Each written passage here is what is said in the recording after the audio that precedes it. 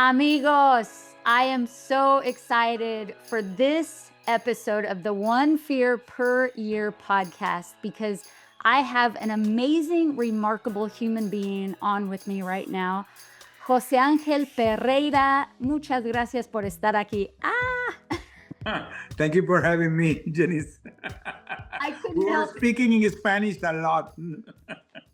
So right before we hit record, we had this whole conversation in Spanish, and then I had to make the switch in my mind over to English, and I'm fighting, like everything inside of me is wanting to speak Spanish right now. But thank you, my friend, for coming on and just give everybody a little background on you and I know there's a specific event that happened in your life that was a big event, but tell us a little bit about yourself. Well, Janice, I'm Venezuelan born. I came here to the US like 15 years ago. As part of my career, I began to work in the oil and gas in the 80s, in 1985. So being during those years, at the end of my career, part of the development of my career was coming to the US-based company that belongs to the Venezuelan company that is the Venezuelan company. It's called PDVSA, Petróleos de Venezuela, and the U.S. base is CITGO Petroleum, very well known here in the U.S. because there are a lot of gas stations here in the U.S. There are around 6,000 gas stations of CITGO all over the U.S. And I finalized my career there, becoming the CEO of the company. So for me, it was a big deal. An immigrant coming here, and I began to be the CEO of the company. So I was in the pinnacle of my career. But the situation at that time between Venezuela and the U.S., like is happening today, this is a full cycle because it was the first administration of President Trump. He was having problem with this regime. And I began to see all these things going, and I told my wife, I don't like it. I'm going to get retired. So I was ready to get retired. I back and forward, my boss approved my retirement. And I was in retirement mode. November 2017, in Thanksgiving, I received a phone call to make a presentation in Caracas, and it began to be an ambush. And I flew with my 5 vice presidents. So I was the president with my 5 vice presidents. And we flew to make this presentation. It became to be an ambush, and we were taken hostage. And they use us as political pawns to get sanction relief. And the negotiation to bring us back took 5 years. So I stayed 5 years as a hostage in Venezuela. So that was my turning point. So picture this, I'm getting retired, I'm in retirement mode. My last trip before getting retired became my last trip that changed my life forever because I stayed 5 years until I could come back through a prisoner swap. So I could come back through a prisoner swap in October 2022. It's going to be 3 years in a couple of months. Oh, so many of us read about these types of stories or, see an interview on TV about these types of stories, but take us through an actual that fear element that you were feeling as, maybe initially when it happened, and I'm sure that transformed and evolved as you stayed longer and longer. But what was that experience like as far as dealing with your own fear of the situation? Well, it's incredible because I always talk about transforming fear into purpose. But in the beginning, I was hopeless. The fear was everything because, you're going to the unknown. Nobody's prepared for this. I always say, nobody's prepared for the adversity. So those people that are selling things outside there, my friend, you're losing your money because nobody's prepared. I was trained because I come from the oil and gas, and anybody that can hear this that knows about the oil and gas, we got training because it's very typical in a oil and gas having a blow up in a rig or having a fire in a refinery. So you got training. You had the mindset trained to those type of things, but not for this. I was not trained for this. So this for me was totally new. So I fear. Let me tell you, my first year, I was a solitary confinement because they separate us. So I was 1 year alone. 1 year alone, Janice, you can think a lot. And my first thought were not so good. I was thinking, I'm here because they accuse us to be American spy. So you were in a communist regime, accused to be American spy. Doesn't look good. No? So I was thinking that I was gonna stay there forever. So I began to have some bad thoughts. I was thinking, I'm not gonna make this. So I'm not gonna survive this. But then comes a moment in your life, and there's, I think it's the pivotal moment that when you begin to realize, for example, in my case, I that year, 1 year before, I renewed a vows with my wife. Today I have 39, going to have 40 years in December. But by that time I had 31 years. So 31 years together, I begin to thinking her and thinking my kids and my grandsons. And I said, you know what? You have a family waiting for you. So you have to make this, my friend. So that's when the things begin to change. When you decide to whatever you're going in life, you sit down and say, okay, this is my reality. Let's deal with this. And we begin to change our mindset when we begin to do that. But the next turning point was that after 1 year we were put together. The six of us, we had the opportunity to get together. And getting together was really a turning point because now we're cheering each other. We had the opportunity to, that support each other. And that was a game changer. But fear, you can transform your fear in purpose, but you have to do it intentionally, really intentionally. So talk us through the intentionality of that. Like if somebody is stuck in their own solitary confinement, their own prison of fear, that's kind of what it can feel like, even though it's not the actual thing that you went through. What acceptance and awareness of it is probably the first step. And then after that, what would you say would be a good step for somebody that just feels really trapped by fear of the unknown, of not being good enough, of failing, of all of those things? Well, for me, the analogy is totally valid because I always say that you don't have to be a physical hostage, but you can be a mental hostage. So you can mirror that experience because when you're going to any situation in your life, and I'm talking to anybody that's going to anything, you can be going through a mental situation, you can be going to a physical situation, like a physical illness. You can have been having problems in your life, in your finance, in many things. When you're going through that situation, you have fear because that is like human nature, you know, fear of the unknown.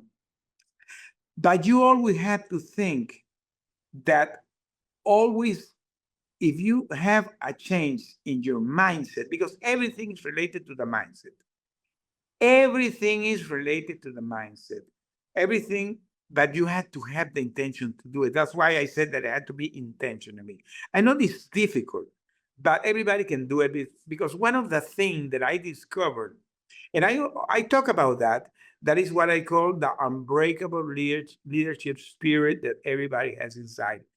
Everybody is a leader inside. Everybody. Everybody has that because remember, we're creatures of God. We're created as His image. So we have that inside. But how you have to do it, you have to unleash it. And you have to do it, the only way is thinking that you can do it. And there's when it's going to come a change in your mindset. And of course, has to be also the spiritual side. In my case, for me, was a rebirth in my spirituality. I was not a spiritual guy, but during those years, I could reconnect with God. So for me, so it was a reconnection with God and a reconnection with myself. So believing that I could make it. And when you make that change, nothing becomes impossible. Anything you can survive. Anything. I can say, today, you tell me, for me, nothing is impossible. Nothing. Well, I would imagine after being imprisoned and as a hostage and not knowing what's going to happen with your life for 5 years, that there's some major shifts that happen and that you truly start to feel that, like, if I can make it through this, I mean, shoot, I got this, because the mindset, all that time that you were in there, that you worked on your mindset. How was that when you got together with everybody else, the 5 of the vice presidents, and you guys were able to collaborate and kind of talk it out together? What was that like? Well, let me tell you, there's a very, very interesting question. And let me tell you why your audience are going to understand this. We were 6 guys. We were not friends. We were colleagues, but not friends. In fact, some of them, they were my coworkers, but I didn't know them. I didn't know their family. They didn't know nothing. When we were put together, the first thing that we discovered that the 6 of us has more than 30 years married. What is the probability that 6 guys chosen randomly has more than 30 years married? Do you think that it was a coincidence? Nope. So for some reasons, we were put together, and now we saw that we had a common pattern. 6 guys, more than 30 years married, more than 30 years career, all with a mindset, because we were all long time workers in the oil and gas. So putting those brains together, I can tell you, it became really powerful, because we created something that we created like a survivor plan. We did create a daily routine. In my book, I talk about it, how we did everything. And when we created that, we stayed doing that for years. What Per are years. what are some of the just a couple things in that daily routine that you all would do? Simple things, for example, the breakfast. This will sound ridiculous, but we were 6 guys living in a so tiny room. So we were living like in a closet, 3 bunk beds. So we needed space. So we decided to create a routine that everybody, when because we had a tiny table, only one person in the table, in the breakfast, alone, with the sundas, the light turned on, everybody in the bed, nobody interfered.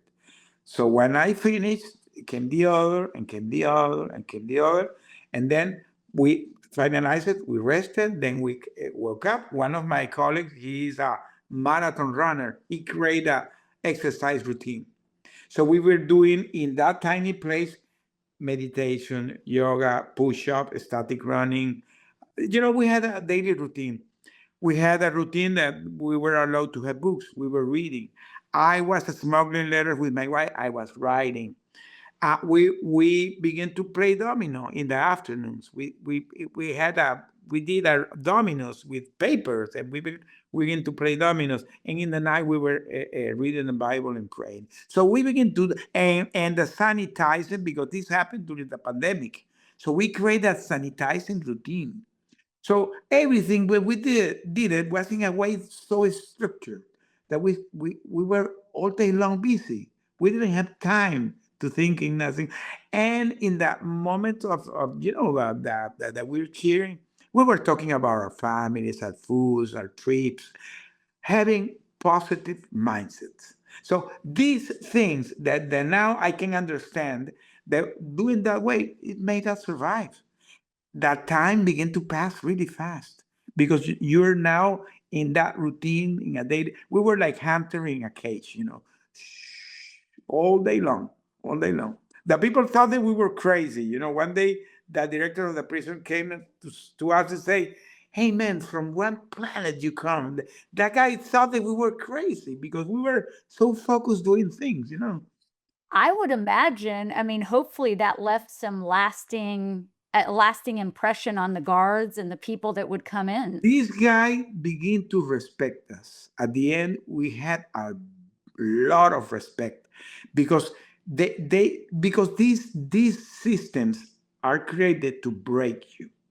And the intention was to break us because they want to pressure the U.S. government to have a leverage us, to have an agreement, and they could not make it. And the day we were released, when I boarded the plane that was bringing it back here to the U.S., I was smiling, and I came smiling because I said, "We made it." For me was, I made it. I made it. So whatever we did, we made it. And Wow. every time we have opportunity to together with my friends, my brothers, I always tell them I'm so proud, not only for me, because of them, because all of us we made it, and we did also something additional that if some reason somebody was down, immediately the others came to support. So we create a circle of support. And today I talk about this, that if you mirror this is exactly what the people have to do, even in their business and in your life. You can use this in your business or in your life. I created a coaching program based on that. My coaching today is based on that. Well, and I'm sure it's so powerful. I mean, based on that kind of an experience to take out all of the lessons learned, everything that you went through and put it into a program with those insights is just huge. It's amazing. This is my coaching. If you see it, it's called the Unbreakable Leadership Coaching Program, and I put all those techniques in this book. So this is a three months coaching program. That what I do is use those practical tools that we use. I mirror them to coach, and I'm finishing a book that is called Unstoppable. That's going to talk about that. Woo! And we need more examples of that, the wisdom out there, just the accountability, people encouraging us on. So kudos to you for going out and leading other people, coaching, talking about it, encouraging us all in our life. Because I love what you said about, you can be a physical hostage, yes, but a lot of us are mental hostages. And I can tell you that the mental hostage is even worse than being a physical hostage. It's terrible when you're a mental hostage. Oh, okay, really quick and no right or wrong answer, but I ask everybody this. In your opinion, if there was an opposite word from fear, so the fear's opposite, what one word would you pick? Faith. The opposite of the fear is the faith. The faith, the trust, and how beautiful that you reconnected with God, reconnected with yourself, and then came out of that, like you said, transforming that fear and that pain into purpose Mhm. and coming out. And that's what you're doing now. And I mean, it makes me emotional thinking about that because that is so powerful. And you're helping so many people through their own bondages and breaking free from the prisons that hold us back. So, thank you for being such a leader in that capacity and sharing your light and your love with us. Jose Angel Pereira, you are amazing. Thank you, Janice. Thank you. That was awesome because we have been trying to do these interviews since months. And so Yes. I'm so glad to be today with you.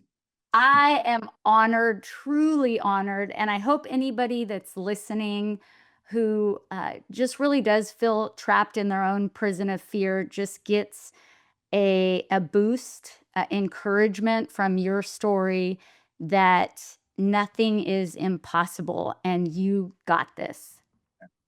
Yeah, nothing is impossible. God makes possible the impossible, but you have to connect with Him. Amen, brother. Amen. All right, everybody. We'll see you next time.